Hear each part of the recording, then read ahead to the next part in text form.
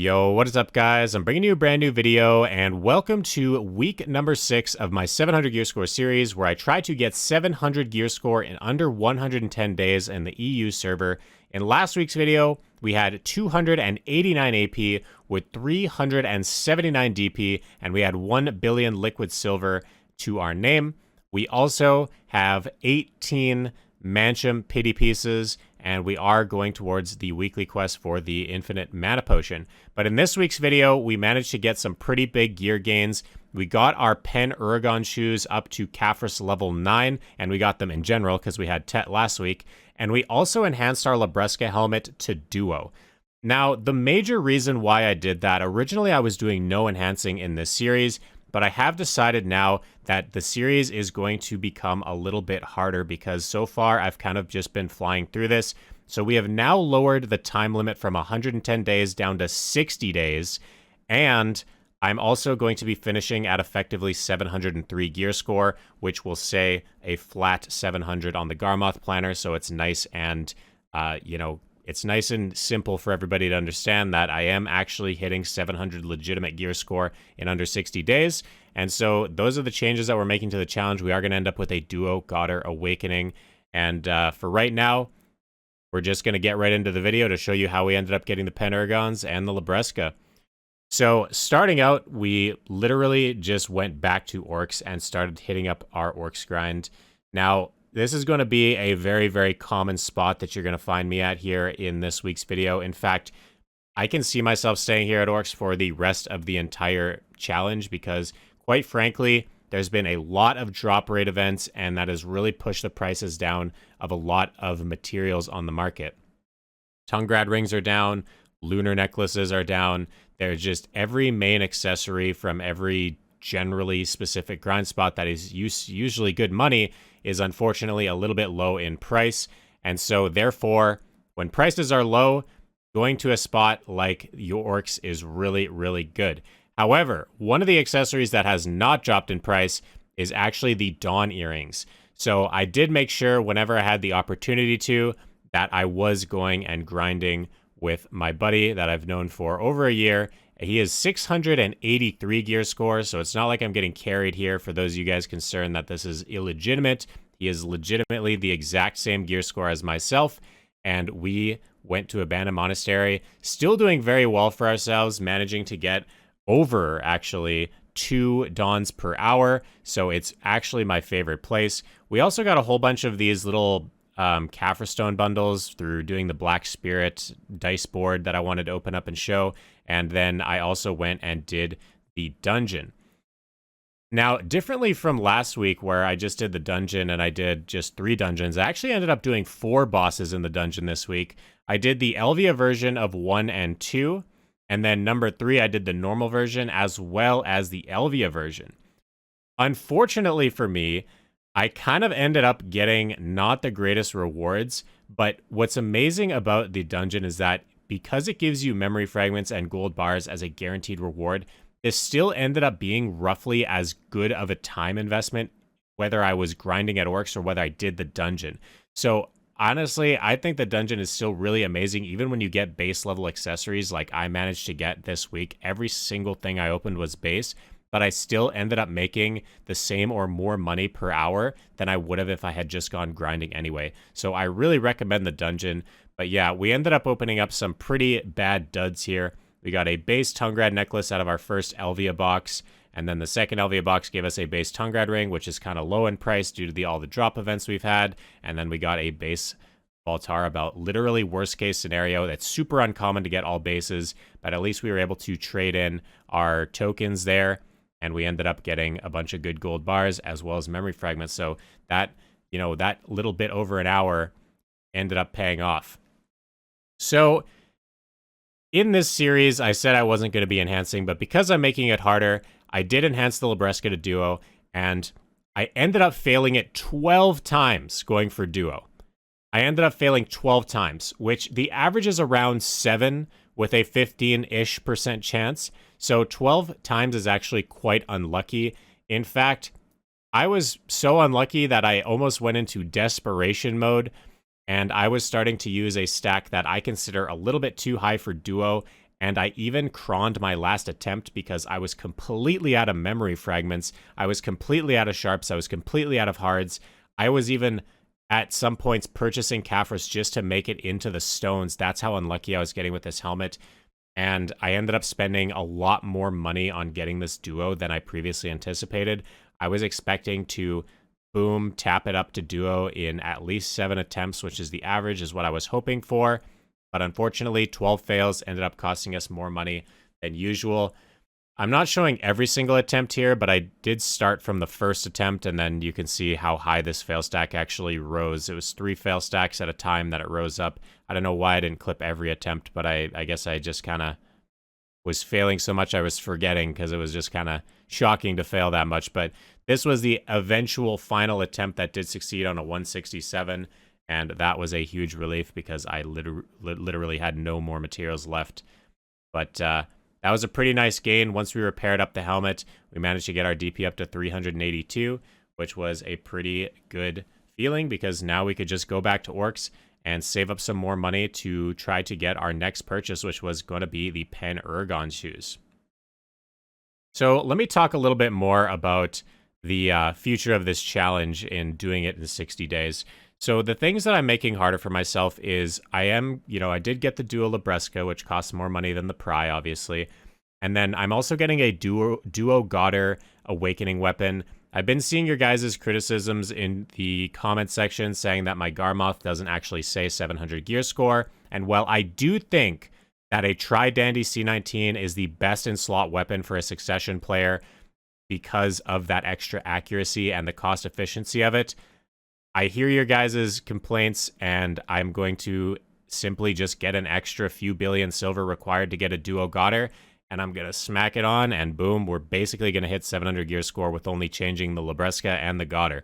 So hopefully that's going to be appeasing some of you guys.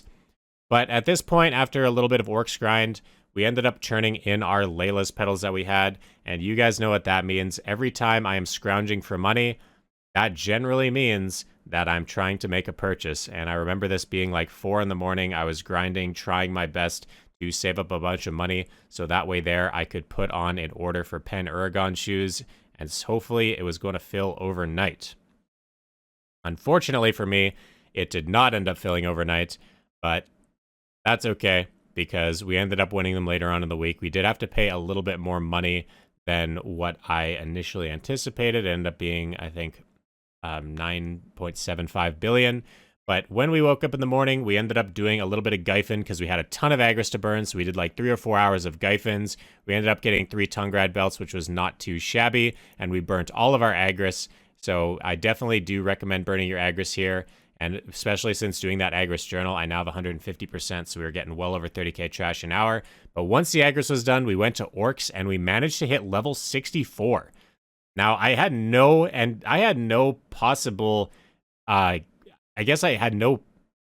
think it was going to be possible to get 64 in this series. I thought that I was going to end at 63, and I ended up hitting 64, so that was pretty good. It doesn't really get you anything other than a bit of HP.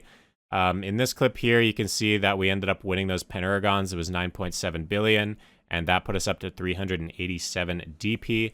We also have a bunch of Caphras at this point, so we ended up Caphrasing up our Ergons too, but we finished up our Orc grind here. We ended up doing quite a few hours, so we got a nice big cash out of 2.7 in raw silver, and then we, of course, completed our Jatina daily. At this point, we are about 5 days away from completing Jatina as of recording this, so next week's video, you're going to see Jatina. But we had a big stock of Caphras stones that we had from grinding Gyphon, as well as those Caphras bundles you saw me open earlier. So I smacked those in there, and we got up to level 4, which boosts our DP up to 391. So that was pretty good. And then from there, we ended up winning some more Caphras stones with the money that we had grinded at Orcs. This is going to be a day, next day. And so we got it up to Caphras level 5. And then from there, we ended up going and doing the 4th dungeon boss for the week, which was the Elvia version. You notice that I'm on a level 60 character because you can't actually repeat on the same character doing both normal and Elvia version. We ended up one-shotting the boss, which was really, really nice. Having an experienced team is super helpful. And we ended up opening up this box, and we got Surprise, surprise, literally the worst possible thing you could get, a base narc. So 4 boxes, all base. It's quite insane. Then we went to go try our RNG a little bit more, and we went and did some rifts to see if we could make any money from those. I guess we didn't have enough punishment, and we got another base narc, as well as some crons, and a cadre. So not very good, but those are kind of the worst boxes there. And then we got some more crons and a Mark of Shadows, which is not bad because those are one of the materials used to make Dawns when you get those Dawns Resentment. We got some more crons and a Voltara. So I guess the rifts were kind of a bust, but you know, the reason I do the rifts is because every time you do 10 rifts, that's a free Dark Spirit Greed. And then I liquidated some of the money that we earned, and we got some more Kaffir Stones and moved our boots up to Kaffir's level 6. The DP grind is actually really, really easy in comparison to really anything else. A lot of slow progress in the beginning of this series, but as soon as you start getting onto the DP, it's just such a cheap upgrade that just raises your gear score like crazy. But after we got C6, we ended up going and doing a little bit more Abandoned Monastery, and this was a pretty boosted like session. I think we grinded for like 4 hours and ended up getting 12 Dawns. So that was incredibly lucky, getting an average of 3 an hour. That's not usually what happens. My grind partner ended up getting 7. So that's a lot more normal, right around 2 average. So it's not something that you can always expect to get. And for the most part, actually, my grind partner ends up becoming luckier than me most of the time. So this was one of the anomalies. I think we're about even now at this point. So yeah, we kind of just hit up Abandoned Monastery, got some Dawns, and this money at this point is pretty integral to just going towards more Kaffir Stones to getting that Kaffir's level 9 on the Aragon shoes, because all we really gained this week was just purely DP, and the reason for that is we're kind of almost done with our AP. We also ended up winning a node. This is the first node war shop that I've had in, I believe, a couple of weeks. And because of the new crystal changes that happened a couple weeks back, I did end up purchasing some of the Essence of Gallantries, because if I can get 10 of these, I can make a Glorious Akarad or a Glorious Alucas, and those are worth quite a bit of money. So I wanted to make sure that I was buying these Essences of Gallantry. Also, the new Node War shop system is not yet in the game, but those are going to be a lot easier to get just for participating in wars. So if you have access to a Node War shop or you're not in a Node War guild, it's literally a perfect time to start looking and getting into one, because the new Node War system is going to be really nice for getting just some free cash. And hey, if you like PvP, it's also a lot of fun. But most importantly, it also gives that loot scroll per day, and it gives 50 Kaffir Stones. And those 50 Kaffirs managed to get us up to Kaffir's level 7, in addition to the other little Kaffirs that we were buying along the way in exchange for the Dawns that we sold. So once we got that DP gain and we stopped our Dawn grind, we essentially just went back to Orcs. The reason why I don't just stay at Abandoned Monastery, even though I make pretty much more money at Abandoned than anything, is because Abandoned Monastery is a very opportunistic spot. You're going to get your bosses stolen a lot. And so you really can only go there when A, you have a partner, so you can't always have a partner availability, and B, at certain times of the day is just really tough to be able to do Abandon and not get your bosses sniped. So generally in the middle of the night's kind of like the best time. So whenever it's like daytime and stuff like that, going to Orcs is a nice, chill, relaxing grind, and the XP is actually pretty solid. It's really not bad at all. Even at level 64, I'm managing to get 1% XP per hour when I pop like a decent amount of XP scrolls. But keep in mind, we are on a 500% XP event, so the XP is kind of flying up pretty high, and that's like a little bit atypical. You're not going to usually get that much, but something that is really going to prevent my grind from going much quicker is that I'm now pretty much out of 300 and 530% scrolls, so I really don't have a lot. I don't even have a lot of blessed scrolls left. I've been kind of using them all. So I think that if we do manage to hit 65 before the end of this series, it's gonna pretty much be a miracle. I kind of think we're gonna end up with maybe midway through 64, and then I'll end up going for 65, because I do want to get level 65. It does give 1 hidden AP, and it also gives me 48 HP because I'm a Zerker, and Zerkers gain pretty good HP per level. I think the lowest you can get is like 20 or 36 HP for a level. but Zerkers get a little bit extra. So that's going to be really useful for when I eventually do Arena of Solaire on this character. That HP pool does apply, so there is a slight advantage you get in Solaire for having a higher level. So this was a pretty profitable grind. We had over 100k trash, and we sold our seeds and did our Jatina daily. And that allowed us to buy the remaining Caphras stones required to hit Caphras level 9.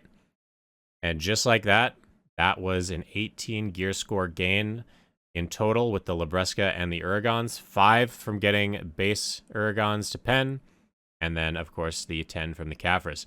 We also did 1 hour of Gyphon Underground now that we had full C9 and Duo Fallen God, and we ended up having a really good hour. We earned 750 million silver in the hour, and that was after taxes, and we ended up getting 1.2% XP, which was really, really good.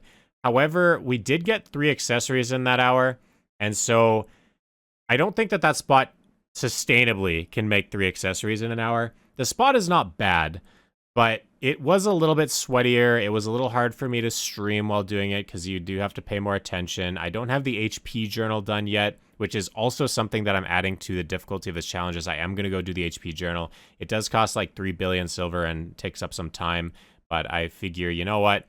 I want to be as realistic as possible in this series to show exactly how much time everything takes in doing this. And we actually did some calculations, and hopefully this calculation is not going to scare some of you guys away, but I have been averaging throughout this series 9 hours of playtime per day.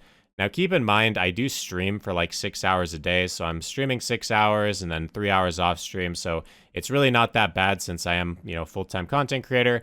And obviously, I can't expect everybody to spend 9 hours a day, but if you were to extrapolate that down, if you wanted to do this in 110 days, that effectively means you'd have to spend 4.5 hours a day on average, right around 4.5 hours a day, which is still a lot. But if you were to extrapolate that down even further, you could probably replicate the results of this video by playing 1 hour a day for a year. By the time you get the freebies from the login rewards and the codes and all that stuff, I estimate that if you played 1 efficient hour per day, you could probably get 700 gear score in a year. But as we're rounding out the end of our week, we are pretty much here at Mancham's to finish the weekly quest for the Mancham pity pieces. We ended up getting a few narcs along the way, which was pretty nice. But, you know, the money here is not really the main focus point. The money is kind of just an afterthought. I've heard that this spot that you're supposed to be able to get up to like 5 pities per hour. So far, I've only been able to get about 3 per hour, which is still not bad because if I'm doing the weekly and it takes 3 per hour, that means I need to do the weekly roughly like over the course of, 5 per week plus 3 is 8, and there's 100 pities. So, 8 per week is not a really bad rate, especially since it only takes 1 hour per week. So if it's something that you've been putting off, like going for an infinite pot, I at least suggest you do the weeklies because it's kind of a nice way to get ahead for when you do find some motivation to go for the infinite pot. And they also made the gathering piece easier, so that's a large reason why I wanted to go for the mana pot as well, is because I know that gathering is not going to be as hard as previous. But that's everything that we did this week. I hope that you guys really enjoyed the video. I hope that you guys are excited to see the next week's progress, hoping to get a lot of good progress for you guys as well. But yeah, the major announcements are done. We basically are making it down to a 60-day challenge. We're adding Duo Libresca, we're adding Duo Goddard, and we're adding the HP Journal into the difficulty. And so I hope that you guys are excited for what the future holds in this challenge. But if you guys are enjoying, make sure that you do subscribe to the channel. We're on our way to 20,000 subscribers. If you want to watch any of this, what we're doing live, you can on Twitch, twitch.tv/choice. The last thing we did was grab our pities, and that's it. Hope you guys enjoyed the video, and I will see you guys all in the next one. Peace.